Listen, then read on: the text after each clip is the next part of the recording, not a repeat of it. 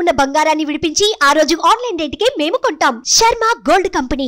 నమస్కారం, welcome to Suman TV. నేను గీతాంజలి. ప్రస్తుతం మనతో పాటు భారతీ శంకరపీఠం వ్యవస్థాపకులు, ప్రముఖ ఆధ్యాత్మికవేత్త బ్రహ్మశ్రీ అన్నవరపు తిరుపతిమూర్తి అవధాని గురువు గారు ఉన్నారు. వారితో మాట్లాడదాం. గురుగారు నమస్కారం అండి. ఓం శ్రీ మహాగణాధిపతయే నమః. గురుగారు, కాలభైరవ స్వామి వీరి గురించి ఎప్పుడో అడుగుదాం అనుకున్నాను. అసలు వారి అవతార విశిష్టత ఏంటి, స్వామి అసలు ఎలా ఉద్భవించారు, వారిని ఎలా పూజించాలి, ప్రత్యేకమైన విధానం ఉంటుందని విన్నాను నేను. అది ఎలా ఉంటుంది? ఒకటి, కాశీలో స్వామి గురించి అందరికీ తెలుసు, వెళ్ళినప్పుడు ఖచ్చితంగా దర్శనం చేసుకుంటాం, అక్కడ విధానం వేరేలా ఉంటుంది. మన దగ్గర విధానం వేరేనా? అసలు ఆయన్ని ఎలా స్మరించుకోవాలి, ఫస్ట్ ఎలా పూజించాలి, ఎలా కొలుచుకోవాలి, వివరించండి. కాలభైరవుడు అంటే మనకు ఒకలే తెలుసు, 8 మంది భైరవులు అమ్మవాళ్ళు. అష్టభైరవులు ఈశ్వరుడికి మొట్టమొదటి గణాలు. ఈశ్వరుడి దగ్గరికి మనం వెళ్ళాలి, ఈశ్వరుడికి ఏదైనా మనం చెప్పాలి అని అంటే వీళ్ళ నుంచే మనం అనుమతి తీసుకొని వెళ్ళాలి. వీళ్ళు 8 మంది అమ్మ.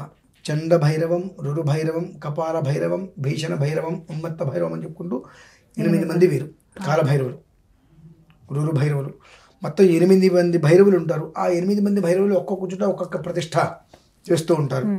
అయితే అష్టమికి కాలభైరవుడికి సంబంధం లేదు. సంబంధం లేదండి అంటే కాలభైరవ అష్టమి తీసేసేయండి. మామూలుగా వచ్చే తిథి ప్రతి అష్టమికి భైరవుడికి ప్రత్యేకమైన సంబంధం అయితే లేదు. మనం ఆరాధన చేసుకుంటే ప్రతిరోజు చేసుకోవచ్చు. ఇందులో తంత్ర ప్రక్రియ అసలు పనికిరాదు. తంత్ర ప్రక్రియ అసలు పనికిరాదు. ఎందువల్ల అని అంటున్నాను అంటే అమ్మా, కొన్ని చూశా. కాలభైరవ వృత్తాంతం చెప్తా. కొన్ని చూశా. కాశీలో కాలభైరవ స్వామి వారికి మందు ఇస్తూ ఉంటారు, నివేదన చేస్తారు అక్కడ. అది కాశీ అనేటువంటిది పుణ్యభూమి. అక్కడికి మనం వెళ్ళక్కర్లా, తలుచుకుంటేనే పుణ్యం వచ్చేస్తుంది మనం. ఇది కర్మభూమి. చెయ్యగా చెయ్యగా చెయ్యగా చెయ్యగా చెయ్యగా చెయ్యగా ఫలితం రావచ్చు, వస్తుందని మనం చెప్పలేము. కర్మ ఆచరించడమే మన కర్తవ్యం. ఫలితం పరమేశ్వరాధీనం. ఆయన ఇస్తే లేదంటే లేదు. నువ్వు ఎంత కర్మ చేసుకున్నావు, నీకు ఫలితం రావాలంటే అంత కర్మ తీరాలి కదా. కాబట్టి చేయటం మాత్రమే నీ కర్తవ్యం. ఇక్కడ కూడా ఆ మందు నివేదన పెట్టాలి కూడా మొదలు పెట్టారమ్మా. ఇక్కడ కూడా మొదలు పెట్టారు. అదొకటి. 2, కాలభైరవుడికి కూష్మాండం. అవును గురువుగారు, నేను అడుగుదాం అనుకున్నాను. గుమ్మడికాయ ఇలా సగానికి కరెక్ట్గా కట్ చేసి, పసుపు రాసి, బొట్లు పెట్టి, నువ్వుల నూనె వేసి, వత్తి వేసి దీపారాధన చేస్తుంది. అవును. కాలభైరవుడికి కూష్మాండానికి ఎక్కడ అనుసంధానం ఉంది? ఏ ప్రమాణము చెప్పబడదా. అదేంటండి మరి దీపారాధన? నవరాత్రులలో ప్రథమం శైలపుత్రేచ, ద్వితీయం బ్రహ్మచారిణి, తృతీయం చంద్రఘంటేతి, కూష్మాండేతి చతుర్థకం అన్నప్పుడు అక్కడ మనం చేయవలసిన విధానం అది. ఆ రోజు వెలిగించాలి. ఈ కాలభైరవ స్వామి కాలభైరవుడికి కూష్మాండానికి అనుసంధానం ఎలా వచ్చింది అంటే, కొత్త పోకడ అనేటువంటిది మనుషులకి పుర్రెకో బుద్ధి అన్నట్టుగా పైత్యం అనమాట. అదంతా మీ నాయనమ్మ గారిని మీరు చూశారుగా. మీ ఇంటి ఈ 10 సంవత్సరాల క్రితం ఎప్పుడైనా కాలభైరవుడికి ఈ కూష్మాండ దీపాలు ఏమైనా ఉన్నాయా? నేను చూడలేదు. ఇప్పుడు ఎందుకు వస్తున్నాయండి మరి? ఈ మధ్య రీల్స్ చాలా. సిగ్గు, ఎగ్గు, బుద్ధి, జ్ఞానాలు ఏవి జనాలకు ఉండద్దమ్మా. నాలాంటి వ్యధం ఎవడో చెప్తాడు, మాకు తెలిసిచావదు, మీకు అసలు తెలియదుగా. ఏదైనా ఒక కొత్తగా విషయం తీసుకొచ్చి చెబితే, ఆయన గురుగారు చెప్పారు కూష్మాండంలో పెట్టమన్నారు కాబట్టి మనం పెట్టేద్దామని పెట్టేస్తారు. గురుగారు కూడా చాలా పెద్ద పేరు వచ్చేస్తున్నారు వల్ల. మంచిది, శుభం. చెడగొట్టడం దేనికి మనుషుల్ని? బుద్ధి, జ్ఞానం, సిగ్గు చెప్పేవాడికి లేదు, వినేవాడికి అంతకన్నా లేదమ్మా. అసలు అనుసంధానం ఎక్కడి నుంచి వచ్చింది, ఎలా వచ్చింది, ఎక్కడైనా ఉందా? అదే అంటే స్వర్ణాకర్షణ భైరవం అంటారు. అష్టభైరవాల్లో లేదే అది. అంటే నవభైరవం తీసుకొచ్చావా? అష్టభైరవులు చెప్పబడినది. మన స్వర్ణాకర్షణ భైరవం ఎక్కడుంది? నువ్వు తీసుకొచ్చావు కొత్తగా ఎక్కడి నుంచైనా? అంటే నవమ భైరవాలు ఎక్కడ తీసుకొచ్చావా? ఉన్నదాన్ని ఏం చెయ్యాలో తెలియక దాన్ని మూల పాడేసేసి దాన్ని మళ్ళీ పైకి రాకుండా దాని మీద సిమెంట్ కంకర వేసి కిందకు తొక్కేసేసి కొత్త మంది తీసుకొస్తుంది. కూష్మాండ దీపాలను పెడుతుంటే అనిపిస్తుంటుంది. కూష్మాండేర్జుహేద్ ఆ మంత్రం ఉందమ్మా, చాలా అద్భుతం అది. ఆ మంత్రంలో ఆ కూష్మాండంతో చేసేటువంటి ప్రయోగాలు నవరాత్రులు చేసి 4 రోజు నాడు ఎన్ని రకాల దోషాలను సంహరిస్తుందో ఉంటుంది అందులో. మనిషి మీద విపరీతమైనటువంటి మృత్యుప్రదమైన గండం తన్నుకుంటూ వస్తుంది, చాలా వేగంగా వస్తున్నప్పుడు ఆ కూష్మాండమే ఆ మృత్యుగండం నుంచి మనిషిని కాపాడుతుంది. అందుకే మృత్యుంజయ హోమం కానీ మృత్యుంజయ దానం కానీ అప్పుడు కూష్మాండం ఇస్తూ ఉంటారు అప్పుడు. అవునండి. దేనికి వాడాలో కూడా తెలియకపోతే ఎట్లా అండి? మరి ఎలా గురువుగారు కాలభైరవుణ్ణి అసలు ఎలా అర్చించుకోవాలి, ఎలా కొలవాలి ఆయన్ని? కాశికాపురాధిరాజ ఉంది కాలభైరవ. మీరు వెళ్ళి ప్రత్యేకంగా స్వామివారిని అర్చించాల్సిన అవసరం లేదు. గుళ్ళు అర్చకులు ఉంటారు, వాళ్ళ కూడా ఉన్నది చెప్పి చేయించగలగాలి. ఉదయం నువ్వు ఇంట్లోనే ఒక్కసారి కాలభైరవాష్టకం విను ప్రశాంతంగా. కాలభైరవుడు అంటే ఎవరు? మళ్ళీ శివుడే, ఈశ్వరుడే. ఒక్కొక్క అంశానుసారము ఒక్కొక్క విధికి ఒక్కొక్క రూపాంతరంగా ఆయన చెందుకుంటూ దేనికి ఏది అవసరమో ఇచ్చుకుంటూ వచ్చాడు ఆయన. ఎండ్ ఆఫ్ డే మళ్ళీ ఆయనే రూపాంతరం చెంది శివుడే మళ్ళీ. విను, రోజు ఇంట్లో విను. నీకు ఆలయంలోకి వెళ్ళి అర్చన చేసుకోవాలనిపిస్తే కేవలం కాలభైరవుడికి అర్చన చేయించుకో. లేదు నీకు ఇంట్లో ఏదైనా చేసుకొని ఉంటే చక్కగా ఇంటి ముందు కుక్కలు ఉంటాయండి. ఇదప్పుడు మా గురుగారి గురించి మీకు ఒక మాట చెప్పానో లేదో, క్షమించండి గురుగారు, మీ అనుమతి లేకుండా మీ గురించి చెప్తున్నాను. ఇక్కడ దండపాణి గారు ఆయన పేరు. కంచిలో ఉంటారమ్మా. ఎక్కడో ఒక లోపలికి ఎక్కడో ఉంటారు. ఆ ఇంట్లో 14 అడుగులు పాములు ఆయనతో పాటు తిరుగుతుంటాయి. అవి ఆ వాటి మధ్యలోనే కూర్చొని ఆయన జపం చేస్తూ ఉంటారు. మామూలుగా మనం చూస్తే పిచ్చోడు అనుకుంటాం.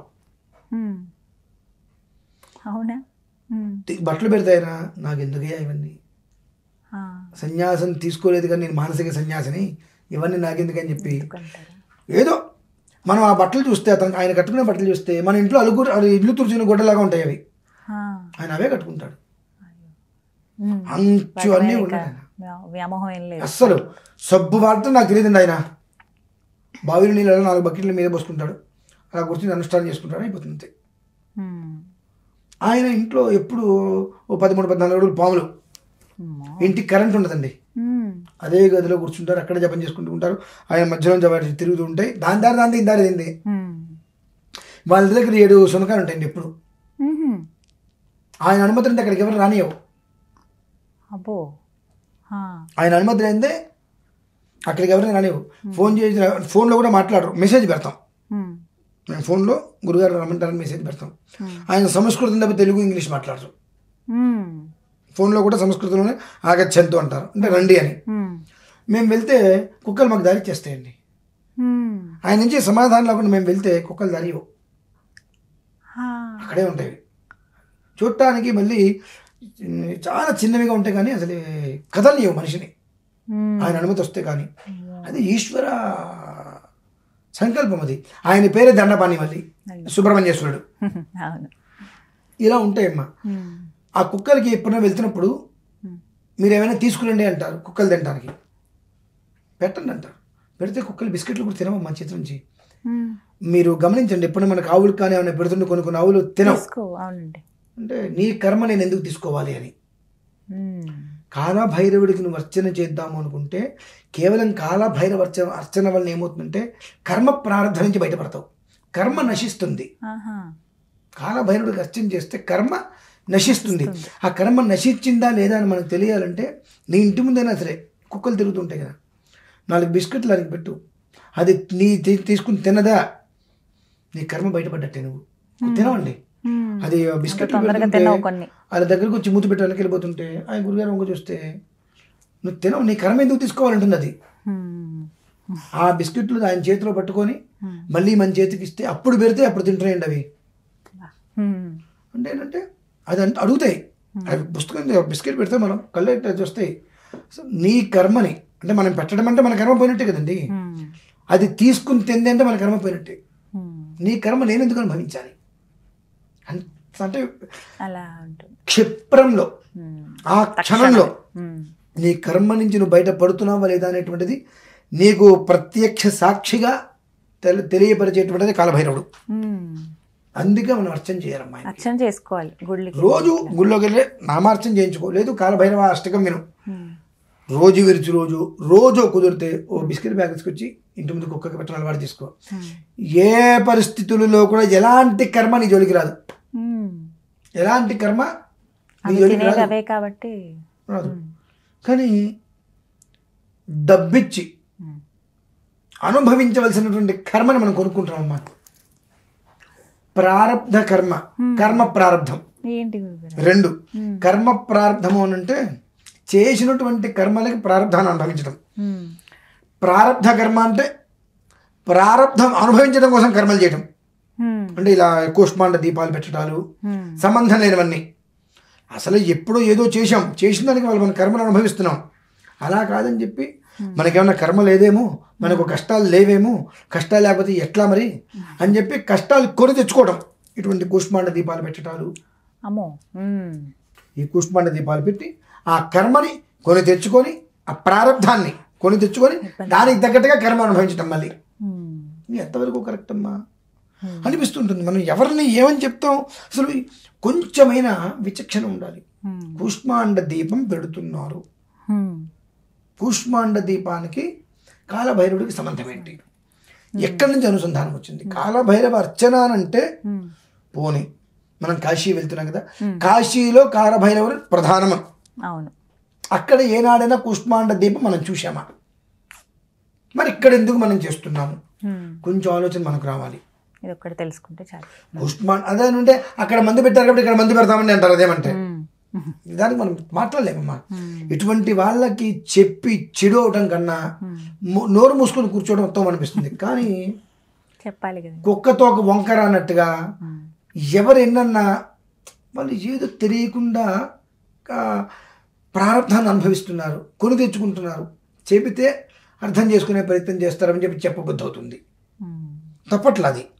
ఎటువంటి పరిస్థితులలో కూడా కాలభైరవుడికి కూష్మాండానికి సంబంధం లేదు. ఆ కూష్మాండం అనేటువంటిది మృత్యుంజయ శాంతి విధానంలో ఉంది. 4వ రోజు నవరాత్రులలో ఉంది. ఇంటి ముందు గుమ్మడికాయలు కొట్టడానికి గృహప్రవేశ విధానంలో చెప్పబడి ఉంది. కానీ కాలభైరవుడు అనేటువంటి ఆయనకి కూష్మాండ దీపం అనేటువంటిది ప్రమాణం లేదు. లేని దాన్ని మనం చెయ్యటము అని అంటే దారిపోయేటువంటి దరిద్రాన్ని పట్టుకొని నా ఇంట్లో లేదు అని చెప్పి ఇంట్లో తీసుకొచ్చి పెట్టుకోవడం అనేది నేను ఖచ్చితంగా చెప్తాను. లేదు ప్రమాణం అనేటువంటిది ధర్మసింధులో నిర్ణయ సింధులో ఉంది అంటే నాకు చూపించండి, నేను బహిరంగంగా మళ్ళీ నేను తప్పు చెప్పానమ్మా అంట. అనవసరం అన్ని చేసుకొని అసలే రోజులు బాల, ఏ క్షణం ఏం జరుగుతుందో తెలీదు. ఆ ఉన్న దాంట్లో భగవద్ ఆరాధన చేసుకుంటూ కాలక్షేపం చేయకుండా ఇటువంటివన్నీ కొత్త కొత్త ప్రక్రియలు చేసి సంబంధం లేని దోషాలను ఎందుకు తెచ్చుకోవటం?